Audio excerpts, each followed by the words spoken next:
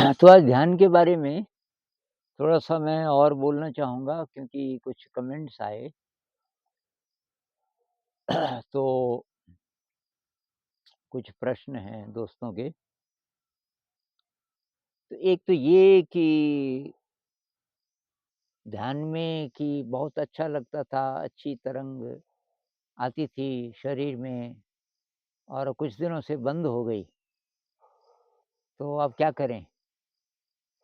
तो वही ध्यान में तो बहुत दर्द भी आ सकता है, अच्छी तरंग भी आ सकती है और बहुत ज़्यादा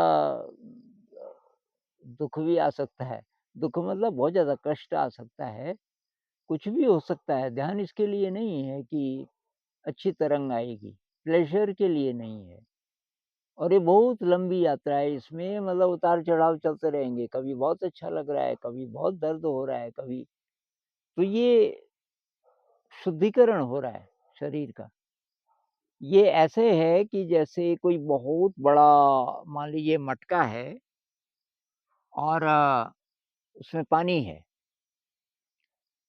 और नीचे गंदगी है और गंदगी की बहुत सारी परतें हैं। ऊपर-ऊपर का पानी हमें साफ नज़र आता है। अब ध्यान है कि आप कोई उसमें कोई रॉड आपने घुमाना शुरू कर दिया, तो जो ऊपर की सॉफ्ट लेयर है, वो उखड़ के ऊपर आएगी। जब वो लेयर ऊपर आएगी, तो वो है कष्ट, शरीर में पेन। उसके बाद वो धीरे-धीरे वो लेयर बाहर निकल जाती है। मतलब जो लेयर सरफेस पे आई, तो समझो कि वो साफ भी हो गई। ये उदाहरण से मैं समझा रहा हूँ एनालॉजी से, आप यूँ सोचिए कि जो गंदगी ऊपर आई वो साफ हो गई। तो पानी फिर साफ हो गया, पहले से ज़्यादा साफ, तो थोड़ा मज़ा आता है। लेकिन आप तो ध्यान कर ही रहे हैं, आप वो रॉड को घुमा ही रहे हैं। अब जो दूसरी लेयर है वो और कठोर है, अब वो भी टूटेगी।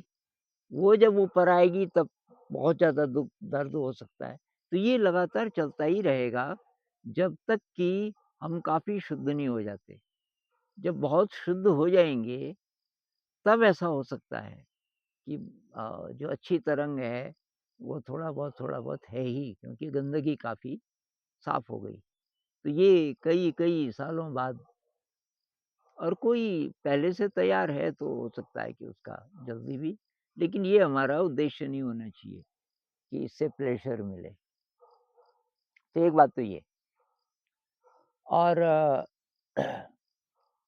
दूसरी बात ये है कि कुछ लोगों ने बोला कि ये थॉट्स कभी-कभी रुक जाते हैं, कभी नहीं रुकते। थॉट्स पे ज़्यादा फ़ोकस मत करो। ज़्यादा साँस पे करो, शरीर पे करो।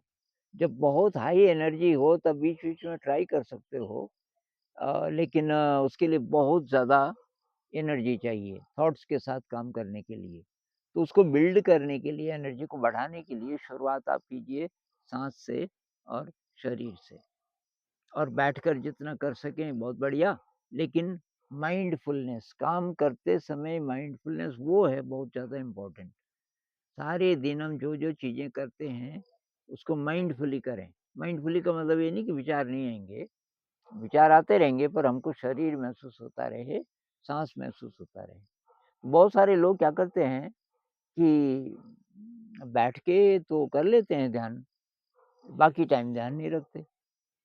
तो ये तो बहुत ज़रूरी है ना, क्योंकि अ, भगवान बुद्ध कहते हैं ना सतिपट्ठान सूत्र में, तो वो शुरुआत करते हैं कि बैठ कर के बैठ कर के आपको कैसे ध्यान करना चाहिए वो तो ठीक है। लेकिन उसके बाद वो बोलते हैं कि सब काम करते हुए संपजानाति, सम्यक रूप से जानता है। जो साधक है वो अच्छी तरीके से जानता है। तो ये माइंडफुल रहना बहुत ज़रूरी है, कुछ भी करते हुए जब-जब आपको याद आ जाए। तीसरी बात, बहुत लोग शील का ध्यान नहीं रख पाते, पारमिताओं का ध्यान नहीं रख पाते, इनका ध्यान रखना बहुत ज़्यादा ज़रूरी है, शील भी, पारमिताएँ भी। तो शील में क्या है? ब्रह्मचर्य का पालन करना है, झूठ नहीं बोलना, बैकबाइटिंग नहीं करना इत्यादि। और पारमिताओं में क्या है, जैसे सेवा करना, निस्वार्थ सेवा, विनम्रता, कृतज्ञता, इन चीज़ों का अभ्यास, तो ये भी बहुत ज़्यादा ज़रूरी है। खान-पान, बहुत सारे साधक डाइट का ख़्याल नहीं रखते हैं।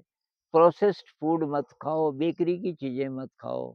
ये जो नूडल्स वग़ैरह-वग़ैरह आते हैं, टिन में बंद चीज़ें आती हैं जिसमें प्रिज़र्वेटिव होते हैं, इन सब चीज़ों को अवॉइड करो। तो सात्विक खाना खाओ, सब्ज़ी, रोटी, दाल-भात इत्यादि। थोड़ा सलाद खाओ।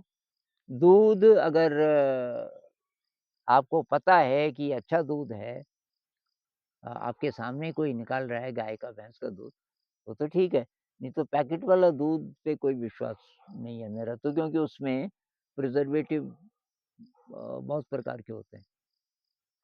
तो अंकुरित मूँग पे मैं रिसर्च कर रहा हूँ आजकल, बहुत बढ़िया है।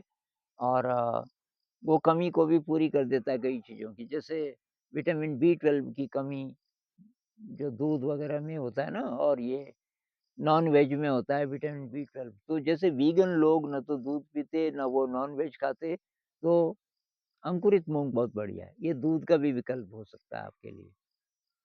तो इन सब चीज़ों का ध्यान रखना पड़ेगा, तब हम ध्यान में आगे बढ़ेंगे। और ये लंबा प्रोसेस है।